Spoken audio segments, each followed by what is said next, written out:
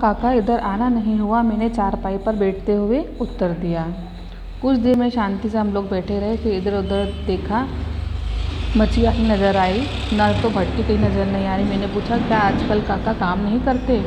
बोले, नहीं लल्ला, आजकल कई सालों हो चुके, मैंने काम बंद कर दिया। आजकल अब लाख की बनी चूड़ियाँ कौन पहनता है, कांच की चूड़ियों का प्रचलन आ गया है और वही कांच की चूड़ियाँ मशीन से बनती है, अब मशीनी युग है। यह कहकर वह चुप हो गए।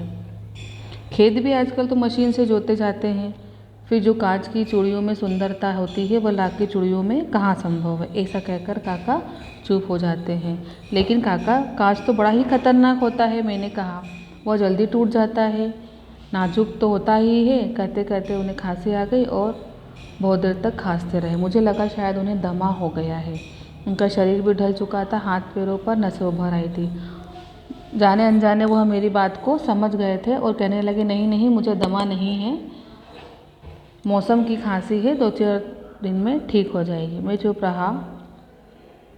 उनके अंदर कोई कुछ बड़ी व्यथा छिपी थी। मैं देर तक सोचता रहा कि इस मशीनी युग ने कितने आदमियों के, लोगों के हाथ काट दिए। कुछ देर फिर शांति रही तो मुझे अच्छी नहीं लगी। बात को बदलते हुए मैंने कहा, आम की फसल कैसी रही काका? बहुत देर पश्चात उन्होंने जवाब दिया, अच्छी रही लल्ला, बहुत अच्छी रही, कहकर अंदर से अपनी बेटी को आवाज़ देते हैं, कहते हैं, जाओ बेटा रज्जो, अपने आम ले आओ लल्ला के लिए। अरे नहीं नहीं काका, बहुत दिनों आम तो बहुत खाए, लेकिन आपके आम हाथों से आम की बात ही अलग है। मैं चुप रहा। मुझे वो दिन याद है जब आप मेरे लिए मलाई बचा कर रखते थे। गाय तो अच्छी है ना काका, मैंने फिर कहा। अरे बेटा, अब गाय कहाँ, उसे खिलाने के लिए कुछ है ही नहीं, कहाँ से खिलाता। 2 साल हुए उसे बेचे दी। इतने में रज्जो, उसकी बेटी, आम लेकर आती है। आम देते ही सहसा उसकी हाथों की कलाई पर नज़र जाती है, जिसमें लाख की चूड़ियाँ पहनी हुई थी।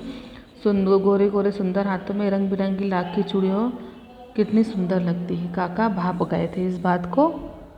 कहते हैं, बस यही आखिरी जोड़ा बचा है, जमींदार की बेटी की शादी के लिए बनाया था, लेकिन 2 आने पैसे के लिए उन्होंने नहीं चूड़ियाँ खरीदी। बात वहीं अड़क गई और ये चूड़ियाँ मैंने अपनी बेटी को दे दी। मैंने आम ले ली और खाकर थोड़ी देर पश्चात चला गया।